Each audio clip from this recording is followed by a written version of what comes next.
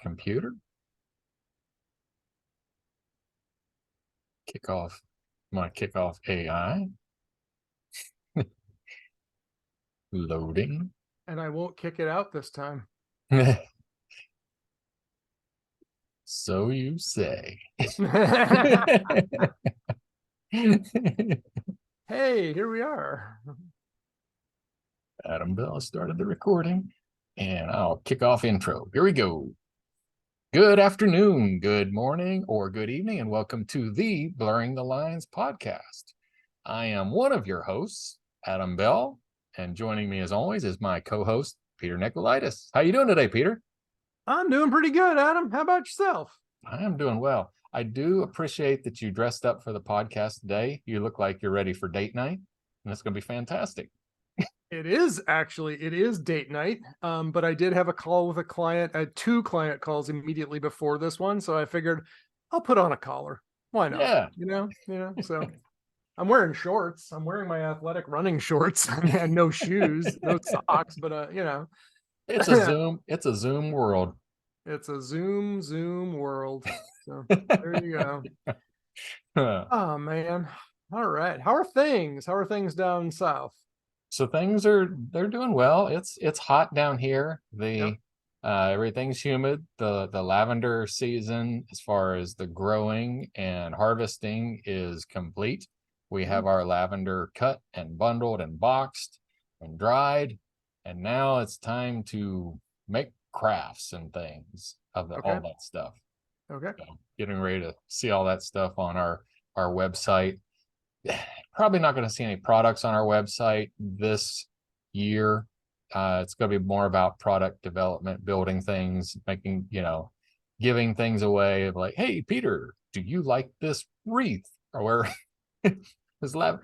Well, I'm sure my mom would, but yeah. Not really my thing. You know? Yeah. But if you could hang it up outside your office, yeah, that'd be great. That'd be great. Yeah. Outside your office. Yeah. So, but yeah, that's what we're doing. How about yourself? The heat has finally broken a little bit.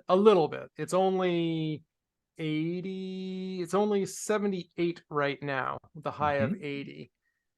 Which is good because running has been a little bit laborious recently. It's hard. Now, a year ago, when I was training for my ultra, I was also moving in, super hot heat. And there was that one day when my coach told me that, even Delta Force had suspended training operations for a day. So it was okay that, I was supposed to go like one day, I think, for like 24 miles, and I stopped at like 12. Yeah. I just did not have it in me, which doesn't happen. Like, I don't stop halfway, and that was the first time I felt really bad. He's like, yeah, don't worry about it, man. So, okay, fine. So this year I fell short a mile or two here, and I was like, whatever. It's I'm not really too concerned. So, but I made a lot of progress on my shoulder pain with my physical therapy. Yeah. Seems like it was mostly in my brain, and I had to train it to really recruit the muscles in the back between the scapula, like right by the spine between the shoulder blades. Because what was happening was, I guess, as a reaction when the it got injured a couple of years ago, I was just habitually flexing it and like clenching it as much as possible. And that has sort of like that, I think, also combined with the clavicle, the shoulder, the collarbone injury I have, has kind of like hurt my posture, and it naturally wants to fold in forward. So the solution's been doing a lot of work to just open up across the chest and the shoulders, and seems to work pretty well. Now I'm just trying to set up at home so that I can have a similar setup in my home gym, so that I can do all of the same exercise. Keep up flexibility. Yeah, but if you imagine like flies and rows, and military presses, those are all recruiting the muscles, right in the back between the shoulder blades. That's essentially what I'm focusing on. Cool. Well, glad to hear that. Yeah. So speaking soon of I'll that, be I'll be able to get back into push-ups. Push-up. Yep. Yes. Probably Well, not going to do 100 of them at a time. Yeah. But we'll get there. So that brings me to our, we've competed off and on Apple Watch, not in any seriousness, No. but so well, last week you had challenged me, and I got sick on Wednesday, and I mean I didn't move for the entire day, so knocking a whole day out killed me. And then so this week we've started over again. I think we started yesterday. Yesterday was the first day. Yes. And one thing that I noticed, and I'm not sure that it goes into the scoring, which is why I asked you to change yours, is my activity is my minimum is 60 and yours was 30. And I was wondering if it was giving you a greater more points because you did a greater percentage more than your goal. I don't know how it assigns points. It's not just straight calories burned, right? Yeah, no, so I don't know. Because I burned more calories than you, but you still won in points. Yeah, so but you ran 5. Yeah. I think it gives metrics to certain things as more, because you did a 5-mile run. I didn't do a 5-mile run. Right. But I don't remember. I mean, I did twice my activity level. Right. With more calories, but I still didn't beat you in points. And I don't think anybody, I guess if we were going to get real serious about it, we'd have to figure out what the points are, and then we'd start gaming it. Yeah. Well, I'm sure if we do a little research, we could figure out how Apple Watch calculates the thingamabobbers, the point system that it uses. What's going to happen is, friend of the show, Scott Wilsey, is going to be looking it up while he's listening to the podcast, and we're going to get notifications about this evening. Yes, he will tell us that, and how we're idiots for not knowing this, and we should be able to find it anywhere if we just looked. Do you not know how to use Google? Come on. Yeah, I was just going to ask ChatGPT. So. So we'll see next week how the competition works out, because you typically do. I'm stronger in the week, but you're stronger in the weekends as far as activity goes. Well, weekends is when my long runs happen. So yeah. Now this one might be a bit of a challenge this weekend. So I got tickets. I'm being what we call up in Vermont, what we call a real flatlander. Flatlanders. So, people from New York, New Jersey, Connecticut, Massachusetts, them are flatlanders. Because, they ain't got mountains down here. And I mean, look, I've been a flatlander for like 11 years now. So I guess, I guilty.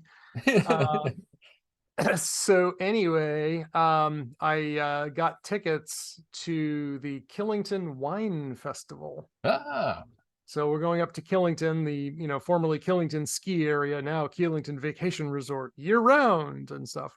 Where actually up until the last few years, I would go there every year and mountain bike.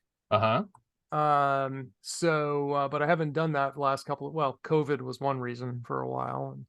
I just happened to notice. I was like, that sounds like fun. So we're gonna make a weekend trip out of it.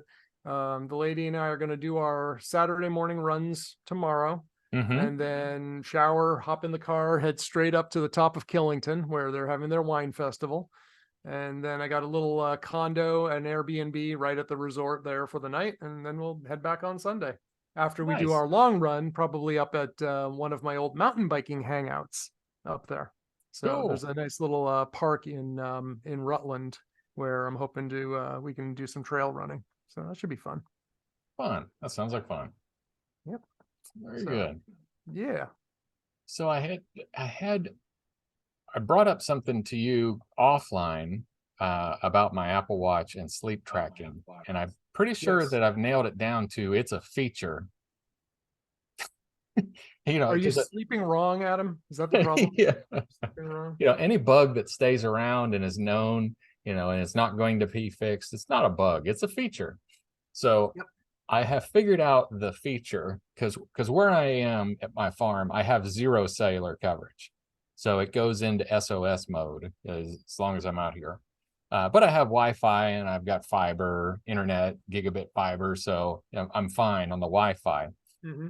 If I put my watch, or if I put my phone into airplane mode, even though my watch can still connect to my phone with Bluetooth, it will not record my sleep. I don't know why, but it will not record my sleep. I remember this. But if I put my phone in not airplane mode, but just turn off the cellular signal, so turn off the cellular antenna, my watch will record my sleep. There's something different about it being in airplane mode. Maybe Apple can't sleep on a plane. I don't. Yeah. I don't know. Anyway, there you go. It's not really important. What was really important is it was irritating me that I couldn't track my sleep, because when I'm down at the farm, that's the only time I actually sleep in. Yeah. And again, to be clear, you're talking about your watch in airplane mode again, or your phone in airplane mode? My phone in airplane mode. I don't get that too, because I swear I haven't been doing it recently, but I had a shortcut where my phone would turn on to airplane mode every night at like 10 p.m.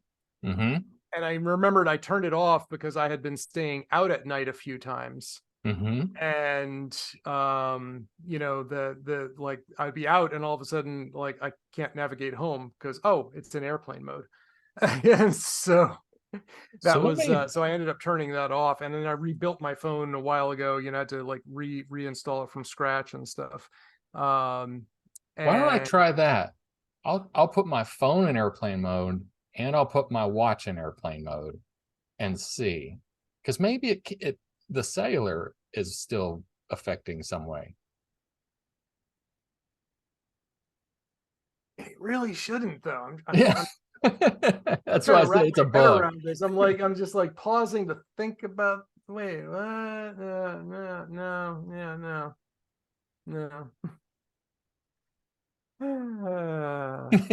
Hang on one second. Someone just sent me an urgent message. I thought I had put myself in do not disturb. So hold on one second. I'm gonna pause Zoom recording. We're back. Yeah, we're back.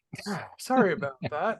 So I thought I had turned on do not disturb all around, and apparently I did not. So, where were we? We were just finishing our thing here. Let's see. Speaking of bugs and stuff, though, I today just upgraded to watchOS beta 10. Yeah. And I upgraded but a prerequisite for that was iOS beta 17. Okay. But since my iOS is, my phone is kind of important and I really need it to work, I held off on that until I had relative confidence in iPadOS 17, which I've been running for about a week. So far, they're pretty good. Good. I like them.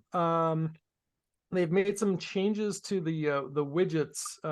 So, you have the home button on the watch. When you press that, it used to show you all the active running programs, like the most recently run programs. Now that brings the control center, the thing that you would swipe up from the bottom to see. So now that happens when you press the button instead. And if you want to, if you swipe up from the bottom instead, that's where you get your little widgets. And so I have to play with the widgets. There was something about the fitness app and when doing workouts that I forget what it was that I wanted to try. And because, it's been like a month and a half or so since they announced all these things. So I have to go back and revisit the show notes or the notes from the WWC announcement to see what I was like. Oh, that's the cool thing I wanted to try. But apparently dictation seems a little bit better on the phone. And let's see what else. I haven't actually been able to try audio message. So supposedly if you send me an audio message, it will do a dictation as well. So I've got to try that out. I need to do that with friend of the show, Scott Wilsey, because we weren't sure if both of us have to be on iPad or iOS 17 or if either one can be or what. speaking of interruptions, someone just printed something. I'm going to just take it over to the pneumatic tube system over here. Well, it's funny. I take a long time moving into the next operating systems. I'm not a beta tester because I don't keep up with the news. So I don't have FOMO. So I don't know what I'm missing. So I'm okay. So when I was doing frontline IT support, I always wanted and felt like I had to be on the latest and greatest. Because if I wasn't, I was afraid that, well, I had experiences where I showed up and like, oh, this is what Windows ME looks like. Yeah. Oh, this is Windows 2000. Hadn't seen this one yet. I was still playing with NT 351 or 4, Yeah. The so, latest Windows 11. Yeah, exactly. And I have seen Windows 11 a few times and I'm like, ugh.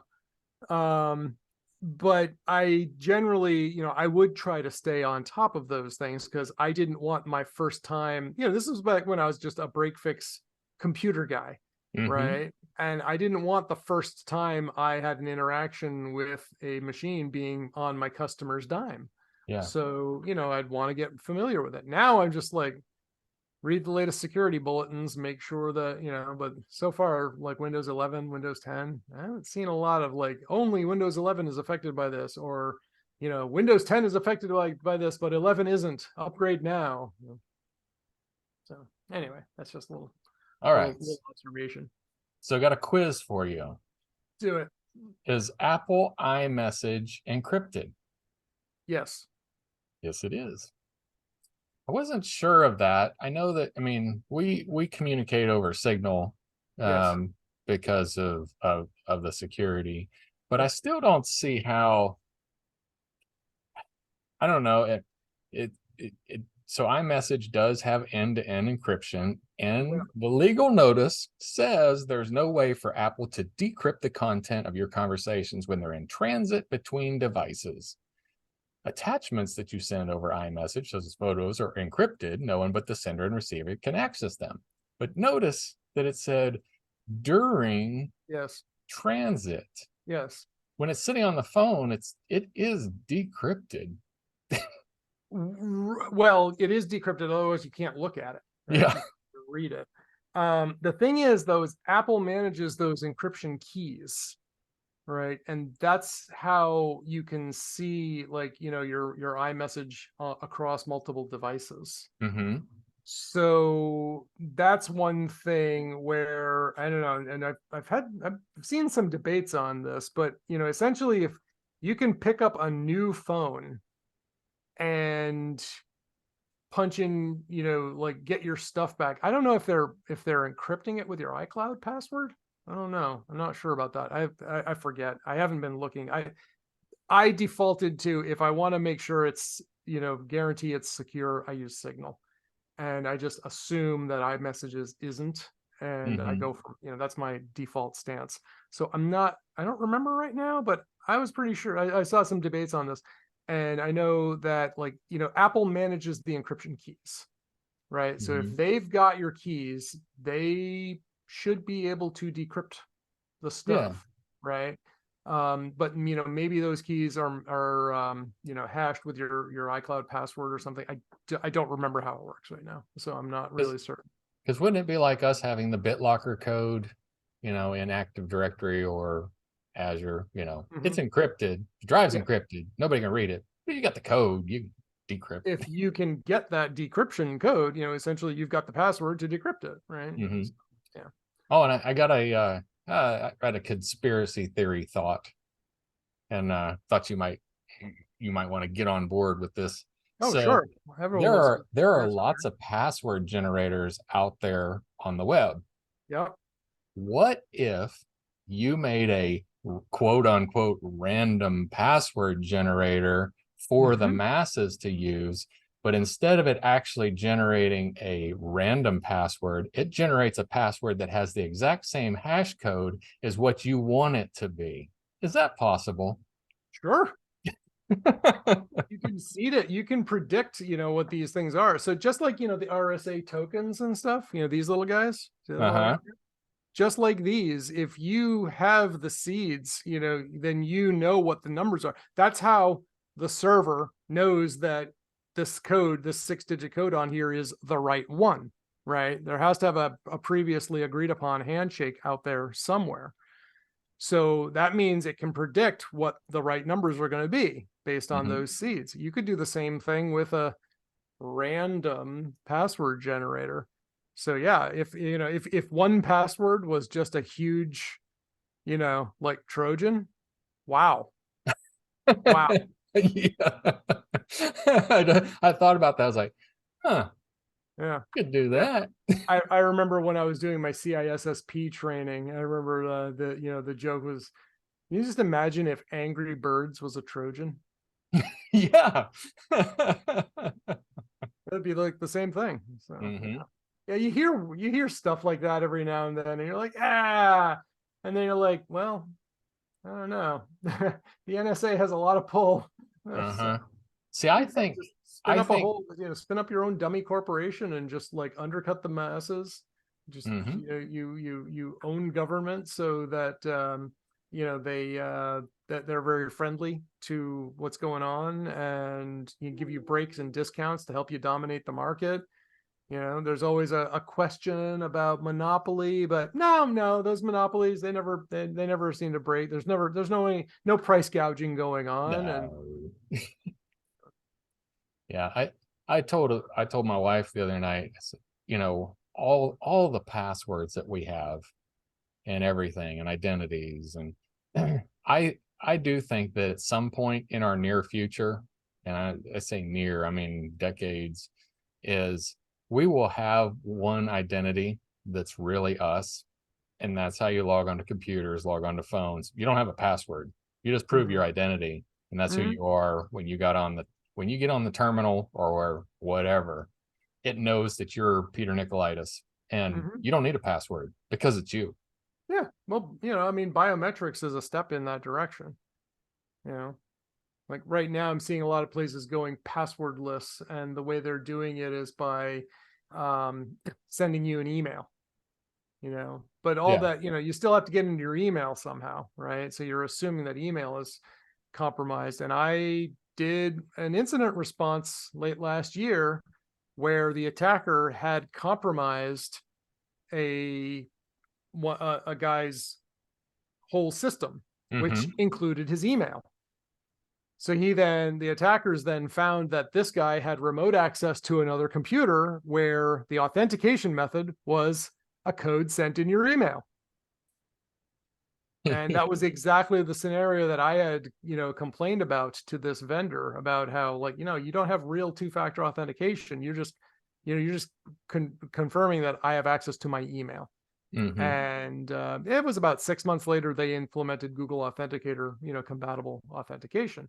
Yeah. So, but that's just it. It's like proving who you are. That's a tough case. And password is no good, because if you give me my password, the computer thinks you're me. Mm-hmm. So which is not the case. I mean, we have a lot in common. Sure. Don't get me wrong.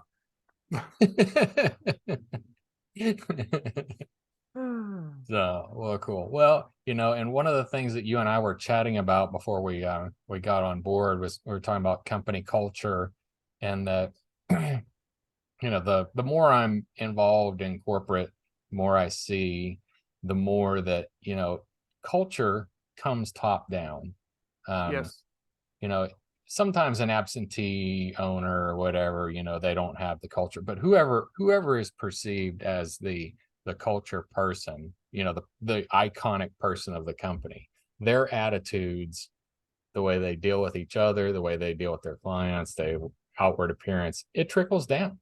Um, when you get somebody who's a flake, it doesn't, they're like, oh well, Adam, he just, that's just the way he is. No, people start acting like that. If you're being bad, bad mouthing your clients, bad mouthing other, being rude to employees.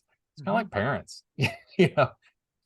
So what you're saying is that eventually everyone who works for Facebook is going to be a sociopath. Everyone who works for Tesla is going to be a spoiled, rich, kindergartner / frat boy. Yeah.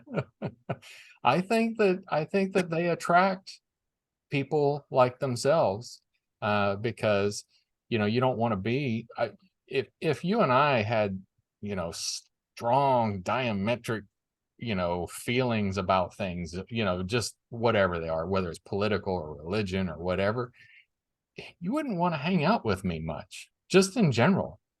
And No, you wouldn't want, if everything, we knew we couldn't talk to each other because we didn't agree on anything, and we're gonna have to be together 8 hours a day. Every day we spend more time together than we do with our families. Nah. it's not going to be fun. I'd rather not fight that fight. But some people just are like, whatever. It's a paycheck, Good for them. Good for them. Exactly. Oh, brother. So I went, I talked about this on Friends with Brews the other day, but I have gone to and made a return trip to Medford Brewing Company. Yeah. Yeah, it was fun. And I think we should do another joint podcast, friends with blurs. But my suggestion to Scott was that we do one where we're both broadcasting from a brewery. Okay. Doesn't have to be the same brewery. No. Right? So can I just go to my closet downstairs where my brew sure. closet is? Sure, for you. I mean, it kind of defeats the purpose of being an offsite, but okay, whatever. But we were talking about that because this is a great I love this little brew pub. It's simple, no frills. They don't serve food other than they've got single serve bags of potato chips. But you can bring your own food as long as you clean up after yourself. They're totally cool. They do flights of 4, 6, and 8. Yeah. The owner is a big fan of Belgian styles. They didn't have a lot there, but they did not have a majority of IPAs, which was nice. So there was other stuff. And last night I got a flight of 8 because I brought my girlfriend, and she's not a big beer drinker, but I was like, look, I'm gonna get a flight. You taste these. I want you to tell me the ones that you like, or at least find least offensive. So just testing her flavor profiles and stuff. And I was like, all right. And I got a flight of 8, and I picked them all out, and I said, I want 2 of the wit, they call Powit, PO space WIT, Powit, the wheat beers. So I want 2 of those for sure. Give me one of the lagers, one of the North, there's a New England Pale Ale, the Session IPA. Those we're going to both go to the girlfriend. A barley wine. I'll try the Pilsner. And the 8th one, can we just leave this one, TBD? And the bartender's like, sure, no problem. I know other places where there's no way they would ever, do that. No, I'm sorry, you have to have it right now. And, so I was like, that's great. I found out I did not care for their Pilsner. Really? It was weird. Like, as you're drinking it, it was nice, but the finish was just weird. Didn't really care for that. Their summer lager, really nice and easy, easy peasy. The wheat beer, nice. The barley wine was nice, but it really needs food. You can't just sit there and drink a 10.5% on its own. It's got to be paired with something. So it was nice though. But and the other cool thing about it is that they do Sunday morning runs. Sunday at 11, go there, run for an hour. They open at noon. Come on in and drink beer. Nice. So I see myself maybe being a regular on Sundays. Well, cool. Yeah, you sent pictures, and those all look good. I mean, they had really great color, and clarity. So, I mean, of course, flavor. color and clarity don't mean taste, but they looked like, if you care that much, you probably made it taste good. Yeah, exactly. And the funny thing, I sent them an email. I observed that on their website, they're like, hey, we have tasty beers. Okay, that's good. They don't list a single beer. Yeah. They don't want to keep up with it. No, I told them, I was like, look, it's a WordPress site. You log in, you go to pages, you go to add new, you type our beers, you hit enter, you type a list of the beers, you move on. At least start with that. It should take you 4 minutes tops. Come on. So, anyway, hopefully soon. That's cool. No, this is the perfect time of year for the wit beer. like a nice something with a little fruity esters, something to make it, refreshing. Yep. Cool. Yep. So it was nice. Very good. And what else? I was just going to say, I'm going back to the show notes here, see what else we had here. Yeah, I don't know. Other than early experiments in Watch OS, not much. I got to double check. I thought there was something new with the fitness, the workout tracker, but I forgot what it was. So I'm like, I got to look that back up again. But so far, the upgrades to all three was pretty smooth and seamless.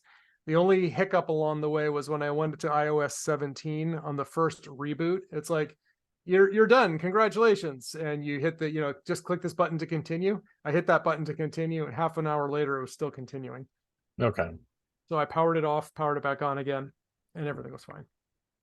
So, so far it's been fairly solid. None of my, all my apps seem to be working. Everything is good. So I'm happy with that experience. Mm-hmm. I'm continuing my gradual migration to Notion. It's going fine. Uh-huh. It's working. I still have so much stuff that's locked up in Evernote though. And but it seems like, the biggest feature I was afraid of losing with Evernote is the searchable PDFs, being that it will search within PDF files. Mm-hmm. And but it seems like most of the times I have tagged things pretty well so that I can find them without having to, rely on searching within the contents. Yeah. So I don't think I'm gonna miss that too much. I hope, knock on wood. So, Yeah, I like searching within the content. Yeah, it's handy when you know that there's content you want to search inside of. So yeah, but they've just what was that? I think what was the headline just a week ago or so that they're essentially offshoring everything and just keeping it. They're consolidating everything over in the Italy offices of the new company that bought Evernote now. Oh, okay. So, I was like, okay, well, if they're moving everything out of the US now, that's I don't know. Do I really care? No. Do I have anything super sensitive in there? No. Could you effectively, if you got everything in there, make a gold mine out of it? Yeah, probably. Yeah. Crap. Yeah. So So you mentioned Zuckerberg either earlier. yeah. So is that, I saw somebody on social, is that cage fight with him and Musk a real thing? Hell no. No, I wouldn't No think so. way. No, but they're gonna get rich off of this. They're gonna just think how much buzz they're gonna generate about this. Oh yeah, why not? Because Musk he's 40 or 50, right? Yeah, I think he's in that range. Yeah, I So, mean, I think he's our. I think he may be a little bit older than us, but I think he's our age. And then Zuckerberg's not that old, but they've shown the pictures. Apparently, he's cage fighting, or at least doing 9 rounds fitness, to do something. And he's got. Zuckerberg's doing jujitsu though. Is he doing jujitsu? Yeah. Yeah. So So he's doing things for fitness, which a 30-some-year-old man should do. of course, you should, even if you're not a multi-billionaire. Those two guys, though, I don't know. It's that would be funny to see that. I would love to see it. It's never going to happen, so I'm not going to be lulled into a sense that it will, and I'm not going to, give them any sort of hype. But yeah, I think we've talked about it enough as it is. Yeah, that made me laugh. That just makes me laugh. What else we got? I think that's it. We've got a short episode today. That's all right.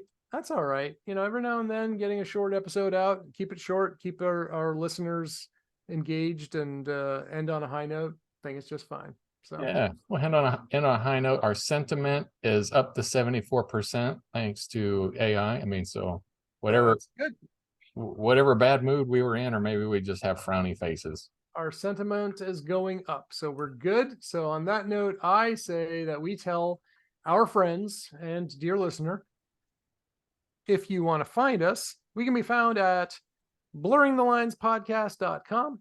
I can be found at Nikolaidis.com.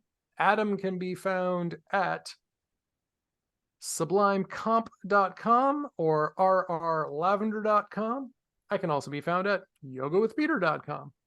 And on that note, I think we should push the big red button. Right.